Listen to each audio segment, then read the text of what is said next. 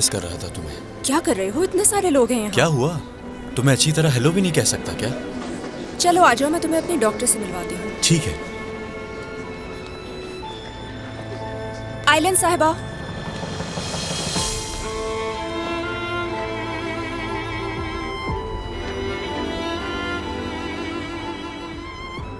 मैं तारुफ करवा देती हूँ। ये है मेरी डॉक्टर आइलन और ये है मेरे वो दोस्त जिनके बारे में मैंने आपको बताया था।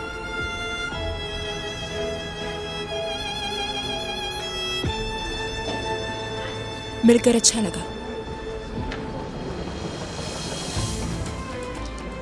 मुझे भी। जानते हो सरदार, आइलन साहिबा लंदन से आई हैं, तुम्हारी तरह डॉक्टर हैं। अच्छा, वाकई? चलो हम बैठकर चाय पीते हैं। अगर आप बुरा ना माने तो सरदार, क्या हम अपने कैफे चलें? तालिब इल्मी के ज़माने की बहुत सी यादें वाबस्ता हैं वहाँ से। आइलन साहिबा को भी वो जगह पसंद आएगी। क्या ख्याल है आपका? उरूज, देखो आज नहीं चलते। मैं तुमसे मिलने आया था और वैसे ही मुझे अपनी अम्मी से मिलने जाना है। वो वेट कर रही होंगी मेरा। चलो मैं तुम्हें घर छोड़ देता हूँ। अच्छा, अगर आप चाहें तो आपको भी छोड़ देता हूँ। आप नहीं होंगी ना यहाँ पर? जरूरत नहीं है। क्यों जरूरत नहीं है? सरदार पहले मुझे छोड़ देगा और फिर आपको वहाँ छोड़ देगा जहाँ आप ठहरी हुई हैं। चलें, आ जाएं।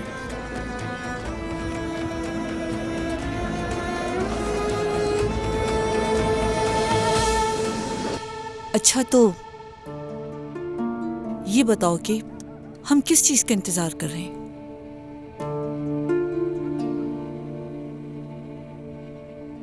आप हमारे हालात से वाकिफ हैं। हम इन दिनों माली मुश्किलात का मुकाबला कर रहे हैं, इसीलिए ये घर बेचने का फैसला किया है। मगर ये तो अभी खरीदा है और बैंक के भी मकरूज हैं, तो कैसे बेच सकते हैं? बैंक ने तो पहले ही इस घर को नीलामी पर लगा दिया है। दरिया कुछ महीनों से कर्ज की किस्तें नहीं अदा कर सकी। तुम किस्तें क्यों नहीं अदा कर सकती दरिया? जो पैसा कमाया था उसका क्या किया? और अब ये घर भी बिकने जा रहा है। इस पर क्यों चिल्ला रही हैं आप? इस पर क्यों चिल्ला रही हैं आप? ये सब ये अकेले कैसे संभालती अम्मी? अपनी सारी कमाई इसने मुझे दे दी थी। आपको क्या लगता है कर्ज होते हुए लंदन कैसे गया था मैं? अब तो अल्लाह ही तुम्हें अकल दे बेटा। रुक जाइए, यहीं बात करनी है मुझे आपसे अभी। मुझे इन हालात को सुधारने के लिए पैसों की सख्त जरूरत है। अम्मी, कम से कम मेरी बात तो सुन लीजिए। मेरी बात खत्म नहीं हुई अभी। हद होती है। मुस्तफा, देखो हम हार नहीं सकते, हमें ये करना ही होगा। कम से कम जब तक हालात बेहतर ना हो जाए। और एफे के लिए भी तो अच्छा होगा। उसे गुर्बत में नहीं पलना चाहिए। हमारा बेटा किरास और डेफनी से कम क्यों हो? और अपने दादा की निगरानी में रहेगा तो उसका मुस्तकबिल अच्छा होगा।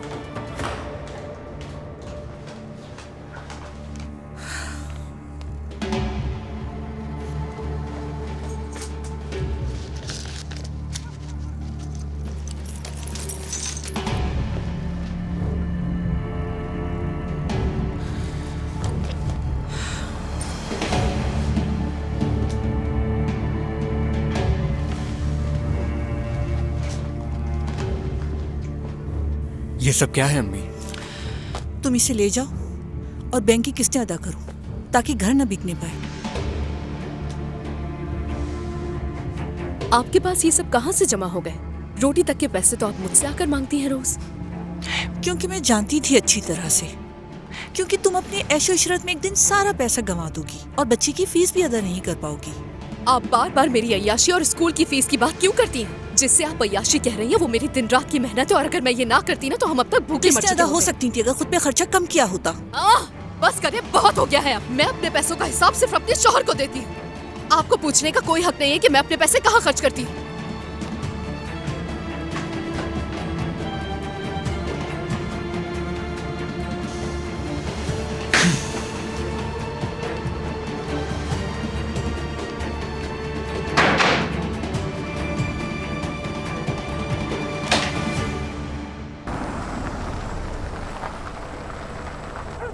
मैं यहीं उतर जाती हूँ।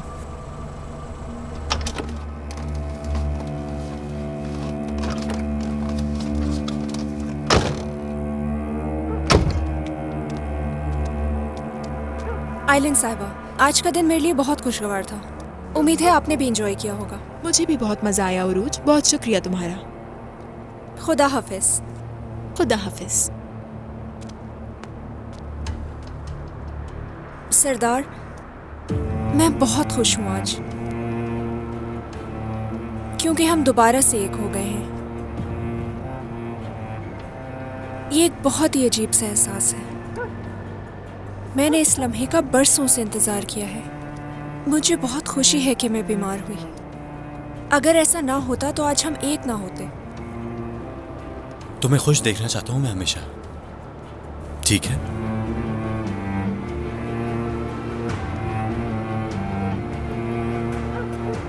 सरदार, अब मैं दोबारा तुम्हारे बगैर नहीं रह सकती।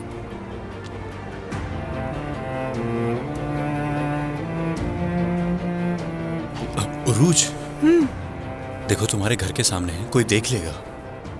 हाँ, ऐसा हो सकता है। कहीं तुम्हें मेरे बाबा से डर तो नहीं लग रहा? अब तुम्हें डरने की जरूरत नहीं, मैं साथ हूँ तुम्हारे। अच्छा, मैं चलती हूँ।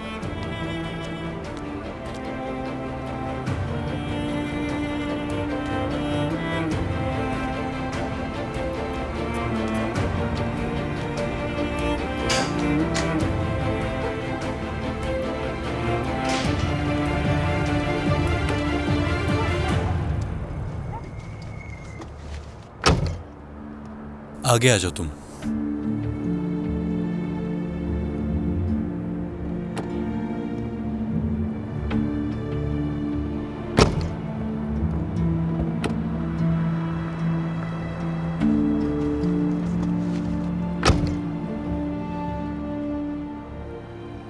अगर मुझे पता होता कि तुम्हारा उरूज के साथ कोई पुराना ताल्लुक था तो मैं यहाँ कभी नहीं आती। बस कर दो प्लीज, बस करो। जब मैंने उस दिन फाइल पर उसका नाम देखा तो ही समझ गई थी। मैंने उसकी बहन को पहले ही कह दिया है कि उरूज के लिए कोई और डॉक्टर ढूंढ ले। फिक्र मत करो, बहुत कम अरसे के लिए आई हूँ। मुझे लगता है कि मैं धोखेबाज इंसान हूँ, बहुत ही बुरा इंसान हूँ मैं आज रात उरूज से बात करने वाला था, सब कुछ उसे बताने वाला था, और इस रिश्ते के बारे में भी जो खत्म हो गया है। काश तुम पहले मुझसे बात कर लेते। हम बात कर चुके हैं। तुमने मुझे नहीं बताया कि तुम अपनी एक्स को नहीं भूल पा रहे हो और उसके पास वापस जा रहे हो। सिर्फ इतना कहा कि मुझसे अलग होना चाहते हो। हमारे अलग होने की वजह उरूज बिल्कुल भी नहीं है, ये अच्छी तरह जानती हो तुम। तो तुम्हारे यहाँ आते ही पुरानी मोहब्बत जाग गई, हाँ? और तुम मुझे यहाँ मेरे आने पर इल्जाम दे रहे हो। तुमने मुझसे मौका छीन लिया है कि मैं उरूज के पास जाकर सब कुछ सच कहूँ। अब तुम मुझे बताओ कि मैं इस हालत में उसको ये सब कुछ कैसे बताऊं जब वो इतनी बीमार है। अब वो तुम पर कैसे भरोसा करेगी? अपना इलाज वो तुमसे कैसे करवाएगी? फिक्र मत करो, बहुत प्रोफेशनल हूँ मैं। अपनी पर्सनल लाइफ का असर अपने पेशेंट्स पर नहीं होने दूंगी। और वैसे भी तलाक लेने का फैसला तुम्हारा अपना था, हमने मिलकर डिसाइड नहीं किया था। उसके बावजूद हम मैरिज काउंसलर के पास गए ताकि हमारी ये शादी को बचाया जा सके। हकीकत यही है और तुम भी इससे वाकिफ हो सरदार।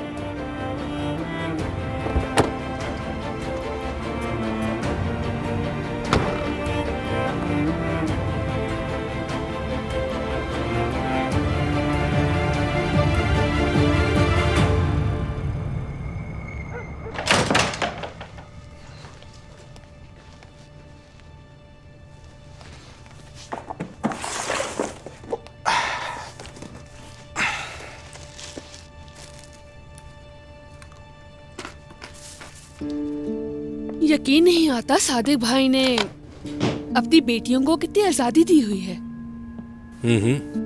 तो क्या हुआ? फाते, ये तुम्हें क्या हो गया है? तुम ये यहाँ पर नहीं खा सकते हो। अच्छा ठीक है, मैं देख कर खाऊंगा, ये नहीं गिरेगा। तुमने देखा उरूज साहिबा इस वक्त घर आई हैं।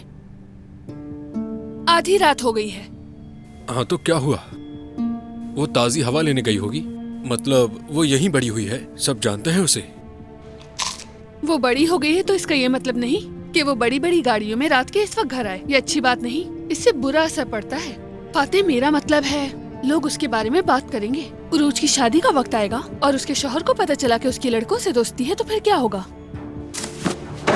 मेरी बात सुनो उरूज, इस घर में किसी भी वक्त बाआसानी आ जा सकती है। उससे हमने इजाजत दी है, कोई कुछ नहीं कह सकता। अगर कोई कहता है तो मेरा सामना करेगा। आखिर तुम्हें क्यों इतना गुस्सा आ रहा है? मैंने कुछ बुरा कहा क्या? मैं समझ नहीं पा रही कि तुम उसका दिफा क्यों कर रहे हो। तुम उसके बाप नहीं चचा हो और वो तुम्हारी जरा भी इज्जत नहीं करती। हद है वैसे। ठीक है जवेरिया, बस करो।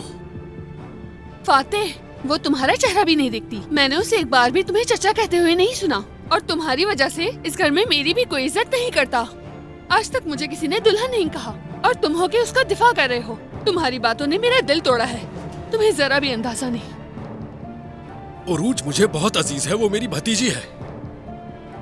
जवेरिया देखो, वो लड़की अभी आई है, वो तुम्हें भी समझ जाएगी और मुझे भी, लेकिन उसके लिए ऐसी बातें करना बिल्कुल मुनासिब नहीं है। हाँ, ये सब कह के तुम हमें परेशान कर रही हो। चलो अब लेट जाओ, मुझे नींद आ रही है। कल का दिन बहुत मसरूफ है। लाइट बंद करो। ऐसे कह रहे हो जैसे किसी होल्डिंग के मालिक हो। तुम सिर्फ एक कैंटीन के मैनेजर हो। अब बस भी करो जवेरिया। यहाँ इस तरफ सो। तुम यहाँ पर सोगे। तुम लाते मारते हो और मैं गिर जाती हूँ। ठीक है, आज तुम्हारी बारी। आओ और मुझे लात मारो जवेरिया। कैसे मारोगी दिखाओ मुझे। हटो फातेह, मुझे दिखाओ नहीं ना। मारनी तुम्हें लात। कैसे? हटो। अरे गिराओ ना मुझे, मैं गिरने के लिए तैयार फातेह, हूँ। गुदगुदी हो गिराओ, रही है, हटो मारो पीछे। लात।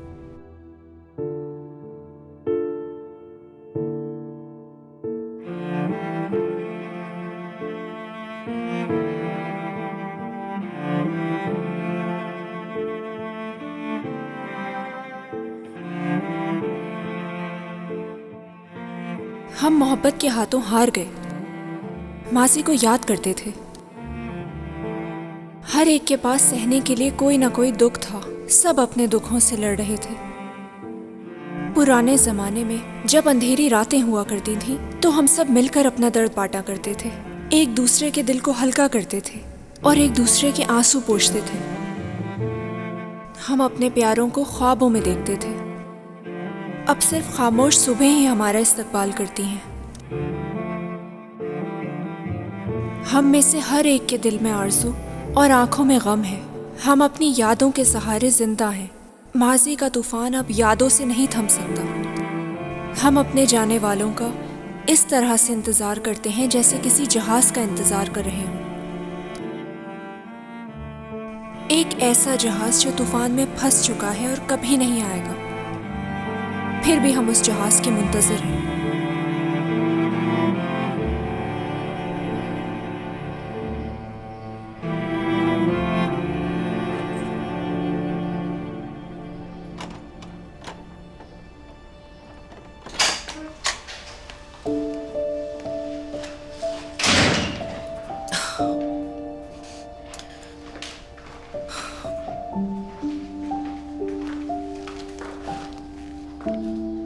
कारताल, तुम सोई नहीं अभी तक? तुम्हारा वेट कर रही थी।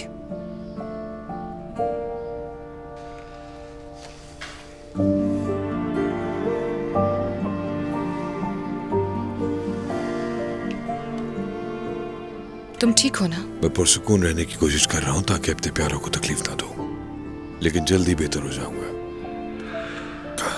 पिछला हफ्ता हम दोनों के लिए बहुत मुश्किल था। तुम्हारे बाबा का रवैया, उमर की वापसी और उरूज की तबीयत, इन सब ने हमें खुद से दूर कर दिया।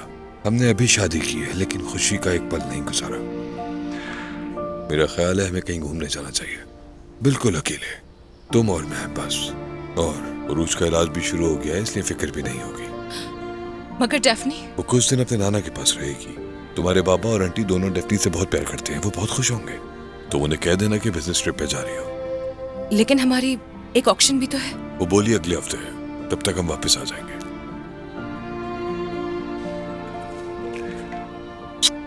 मैं शावर ले लेता हूँ।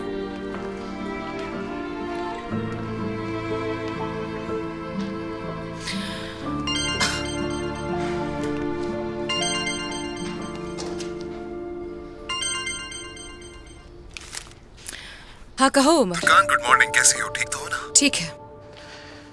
डेफनी की फिक्र हो रही थी मुझे, वो कैसी है? ठीक है ना? मुझे उम्मीद है कि वो मेरे जाने के बाद परेशान नहीं हुई होगी। नहीं, वो अभी सो रही है। तुर्कान के मेरे जाने के बाद उसने कुछ पूछा नहीं था? मेरा मतलब है कि उसे इस बात का डर था ना कि मैं उसे अपने साथ ले जाऊंगा। इस बारे में कोई बात नहीं की उसने तुमसे? हमने कोई बात नहीं की, उसे सुला दिया था। तुर्कान, देखो, तुम्हें मेरे बारे में डेफनी से बात करनी चाहिए। उसे कहो कि तुम्हारे बाबा आ चुके हैं, अब उसके आसपास रहूंगा मैं।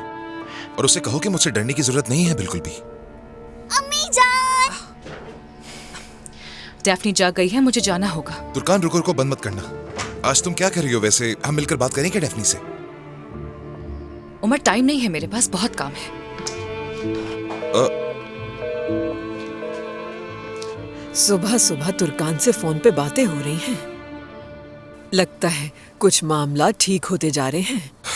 कोशिश जारी है, इंशाल्लाह सब ठीक हो जाएगा। बस इसके लिए थोड़ा वक्त दरकार है हमें। लेकिन इस बात की शुरुआत माजी से ज्यादा हसीन होगी अम्मी, इस बात का मुझे पूरा यकीन है। मुझे लगता है कि कोई ऐसी चीज जरूर हुई है कि जिससे तुम्हें उम्मीद मिली है। अच्छा है, तुम तो बिला वजह उस पर इल्जाम लगा रहे थे। ऐसा बिल्कुल भी नहीं है, मैंने कभी भी तुर्कान पर कोई इल्जाम नहीं लगाया अम्मी। मेरी परेशानी की वजह थी हड़ताल। मुझे पहले कभी ऐसा फील नहीं होता था, लेकिन पता नहीं क्यों मैं इस बार उस पर भरोसा नहीं कर पा रहा हूँ। अजीब कैफियत है उसका। तुर्कान के यूं आस पास रहना, उसके इर्द गिर्द मंडलाना और उसका इस तरह से हिफाजत करना मुझे पता नहीं क्यों तकलीफ दे रहा है। हो सकता है वो तुमसे तुर्कान को प्रोटेक्ट करने की कोशिश कर रहा हो। तुर्कान को किसी की प्रोटेक्शन की जरूरत नहीं है। अगर वो इस तरह का कोई ख्वाब देख भी रहा तो है, उसे ख्वाब देखने दो ना बेटा। जब तुम और तुर्कान एक दूसरे का हाथ थाम लोगे तो उसके सारे के सारे ख्वाब चकनाचूर हो जाएंगे। बस इतनी सी बात है। अम्मी जान!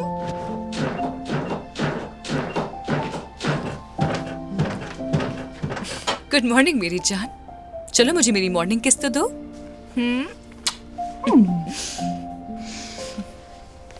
अम्मी, मुझे प्लीज स्कूल जाने दे। मैं आपसे वादा करती हूँ आइंदा से मैं कोई शरारत नहीं करूँगी, अच्छी बच्ची बनकर दिखाऊंगी।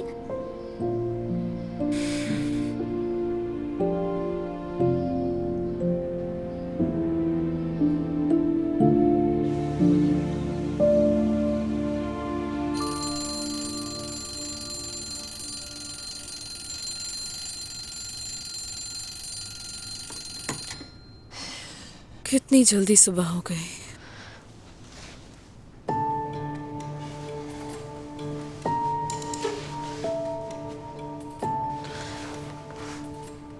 क्या तुम सोए नहीं हो? देर से आए थे क्या? दरिया, मैंने बहुत सोचा है। रोशन साहिबा की पेशकश कबूल नहीं कर सकते, बाबा के घर नहीं जा सकते। ऐसा क्यों? क्या तुमने मेरी माँ को नहीं देखा दरिया? अपनी सारी जमा पूंजी लाकर मेरे सामने रख दी। मैं उन्हें नजरअंदाज नहीं कर सकता। जो चीजें उन्होंने दी हैं उससे सिर्फ 1 महीना ही चल सकता है। तुम ऐसा क्यों कह रहे हो मुस्तफा? दरिया, माँ है वो मेरे लिए अच्छा करने की कोशिश कर रही हैं। अपने सारे पैसे लाकर मेरी झोली में डाल दिए। और मैं क्या करूं? उन्हें छोड़कर अपने बाप के आलीशान महल में जाकर रहना शुरू कर दूं। मुस्तफा, हम तुम्हारी अम्मी को नहीं छोड़ रहे। हमें अपनी जिंदगी संवारने के लिए, एफी का मुस्तकबिल संवारने के लिए और तुम्हारा कारोबार संवारने के लिए ये सब कुछ करना ही पड़ेगा। मुस्तफा, इस तरह तुम्हारी अम्मी को भी सुकून मिल जाएगा। कब से एफी की देखभाल कर रही हैं, थोड़ा आराम भी मिल जाएगा उन्हें। इस तरह मेरे और उनके इख्तिलाफात भी कम हो जाएंगे और हम उनके लिए किराए पे एक घर ले लेंगे। मैं अपनी अम्मी का घर पहले ही बेच चुका हूँ। क्या अब वो इस उम्र में किराए के घरों में तकलीफें उठाएंगी? मैं ये नहीं कर सकता उनके साथ। मुस्तफा, तुम ये अपनी खुशी से नहीं कर रहे, तुम ये अपने खानदान के लिए कर रहे हैं। तुम्हारी जगह मैं होती तो यही करती। मैं भी अपने बाबा का घर बेच देती ताकि अपना हिस्सा ले सकूं। देखो मुस्तफा, हमारा एक बच्चा भी है, हमें उसका मुस्तकबिल भी सोचना है। हम वही करेंगे जो हमें सही लगेगा। हम तुम्हारे बाबा के घर जाएंगे।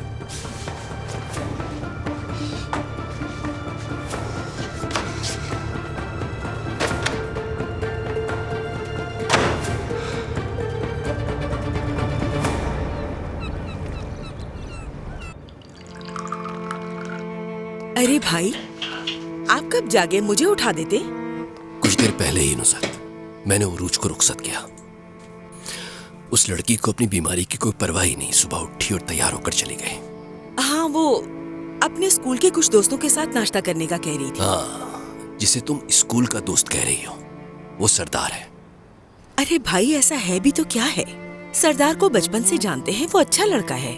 उरूज के लिए अच्छा रहेगा। वो कमरे में बंद रहने से तो अच्छा है कि घूम फिर ले। वो अच्छा ठीक है, मैं कुछ नहीं कह रहा, आप खामोश रहूंगा।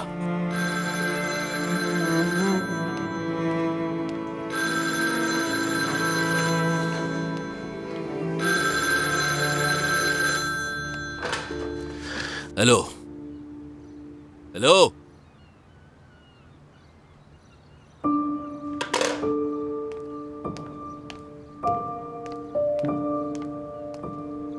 दो दिन से ये अजीब सिलसिला शुरू हो गया है। फोन उठाता हूं, वहां से कोई जवाब ही नहीं देता। हाँ, लगता है फोन की लाइन में कोई मसला है।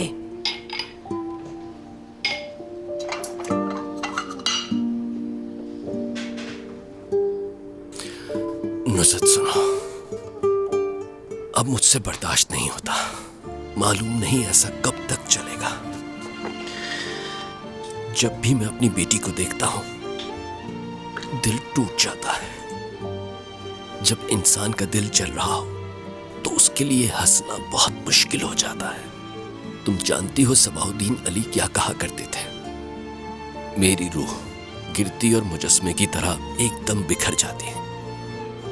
सुनने वालों को लगता जैसे मैं हंस रहा हूं। मैं भी अंदर से बहुत ज्यादा दुखी हूँ भाई। बहुत कोशिश करती हूँ कि मेरा दुख नजर ना आए। कभी कभी मैं इस सबसे निमट नहीं पाता।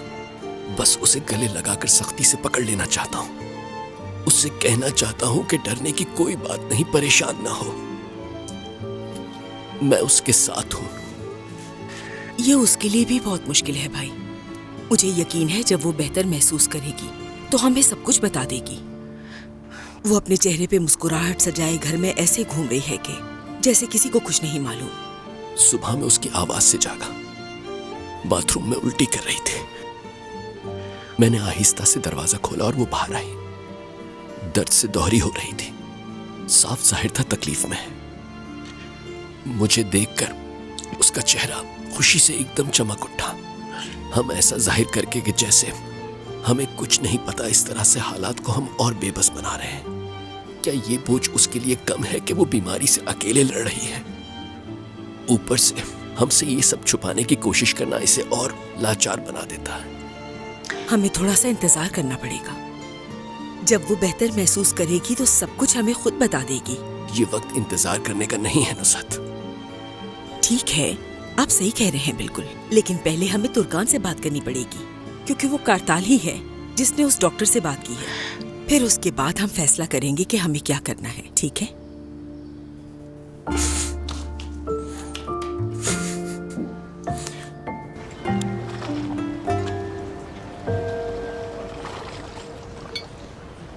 तो मेरी डॉक्टर कैसी लगी तुम्हें? मुझे क्या मालूम, तुम बताओ तुम्हें कैसी लगी? बहुत शुक्रिया। यानी मुझे लगता है कि वो एक अच्छी लड़की है। उसके साथ रहकर अच्छा महसूस होता है। मालूम है, मेरे हालात के बारे में उसे सब पता है। यानी ये बात तो वाज़ेह है कि बहुत अच्छी डॉक्टर है और तुम लकी हो कि वो इलाज कर रही है तुम्हारा। देखो जरा, इतनी छोटी उम्र में वो डॉक्टर बन गई। पढ़ने के बाद उसे नौकरी भी मिल गई। उसने जो ख्वाब देखा था वो पूरा हो गया। और एक मेरी जिंदगी है जो हर चीज़ से खाली है और मुश्किलात से भरी हुई। यार उरूज, ये कैसी बातें कर रही हो तुम हमेशा से ही बहुत मजबूत हो। स्कूल के वक्त से लेके आज तक तुमने हर मुश्किलात का डट कर सामना किया है। कभी हार नहीं मानी तुमने। और ख्वाबों का टूट जाना तो एक आम सी बात है। मेरी ही मिसाल ले लो, किस तरह डॉक्टर बना मैं। तुम जानती हो कि तुम्हारी असली ताकत तुम्हारा कलम है, जिससे तुम दुनिया आबाद कर सकती हो और चाहो तो बर्बाद भी। मालूम है, काश कि मैं अपनी ये ताकत इस्तेमाल कर सकती तो मेरी कहानी का अंजाम इतना बुरा कभी ना होता। कहानी का आगाज और अंजाम दोनों तुम्हारे हाथ में है। तुम अपनी कहानियों से लोगों को जीने की एक नई उम्मीद दे सकती हो। सरदार, क्या लगता है मैं ऐसा कर सकती हूँ? क्या ठीक हो जाऊंगी मैं?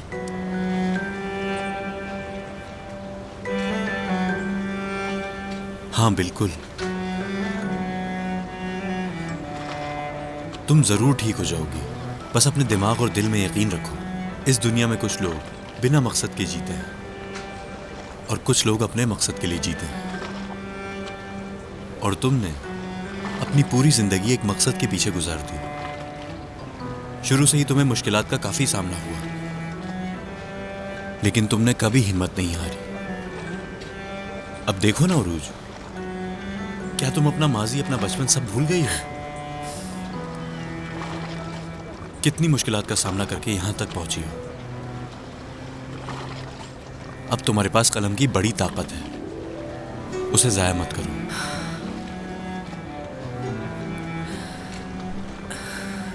ठीक है, मगर क्या मुझे डरने का भी हक नहीं है?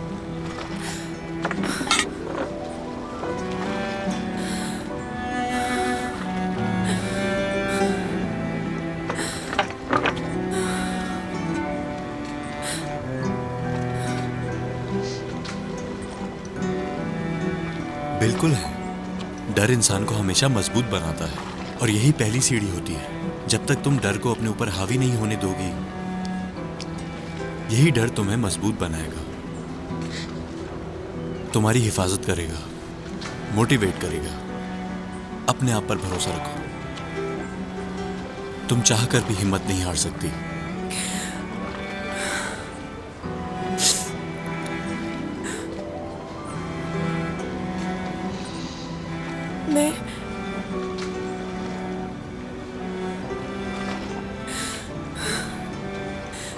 मैं कीमोथेरेपी शुरू करवा रही हूँ।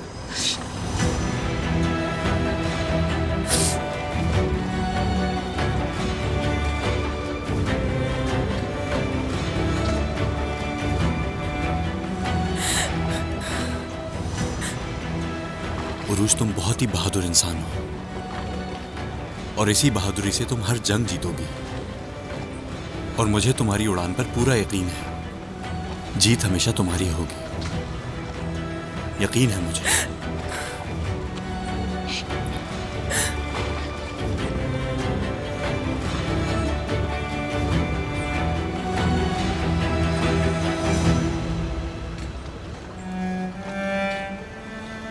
मैं डैफ्नी का स्कूल बैग ले आई हूँ। चलो आ जाओ मेरी जिद्दी बकरी, जीत गई हो तुम, अपने स्कूल जाओगी। ये क्या बात है?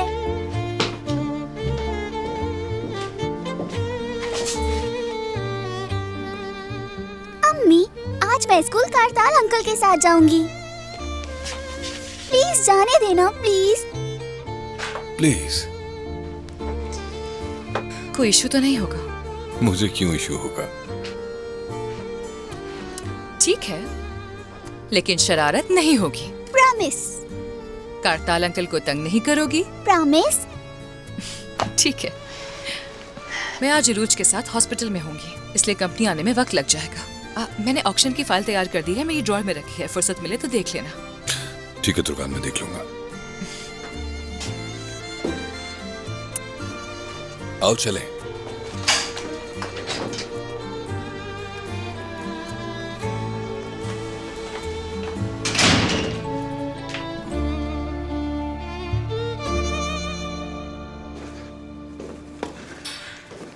उमर, किराज का इंतजार कर रहे हो? उसे स्कूल ले जाना है मुझे। अच्छा, तुम्हारी अम्मी कुछ बातें कर रही थी। क्या कह रही थी? तुर्कान के बारे में।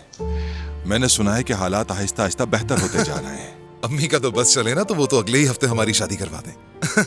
बिला वजह इतना खुश हो रही हैं। अभी मामला ठीक होने के मरहले में है, लेकिन इस बार पापा मैं बिल्कुल भी नाउम्मीद नहीं हूँ। तुम्हारी आंखों में चमक वापस आ गई है बेटा। काश सब कुछ जल्द ठीक हो जाए, मुझे बहुत उम्मीद है। लेकिन सोचता हूँ कि मुस्तफा को बुलाने में हमने कुछ ज्यादा ही जल्दी कर दी। ऐसा क्यों कह रहे हैं? उसकी वजह यह है कि हमने मुस्तफा से कहा कि वो दरिया को लेकर यहाँ जाए, और अगर मुस्तकबिल में तुम और तुर्कान फिर एक हो गए तो पता नहीं सब एक साथ एक घर में कैसे रहेंगे। ओहो हो बाबा, इस बारे में अभी से मत सोचें। बहुत अच्छा किया आपने मुस्तफा को बुलाकर। आपकी निगरानी में वो काम सही से करेगा, और ये भी मुमकिन है कि आपके जहन को भी थोड़ा सुकून मिल जाए। हमारी फिक्र मत करें, मैं तुर्कान के साथ दूसरे घर में रह लूंगा। बाबा, क्या आप मुझे छोड़ देंगे? मेरी प्यारी बेटी, ऐसा कैसे हो सकता है? क्या कह रही होगी? जहां मैं रहूंगा वहीं तुम, ठीक है? ठीक है। दादा की जान, मेरी दुआएं हमेशा तुम्हारे साथ हैं। चलो चलते हैं। Thank you. चलो।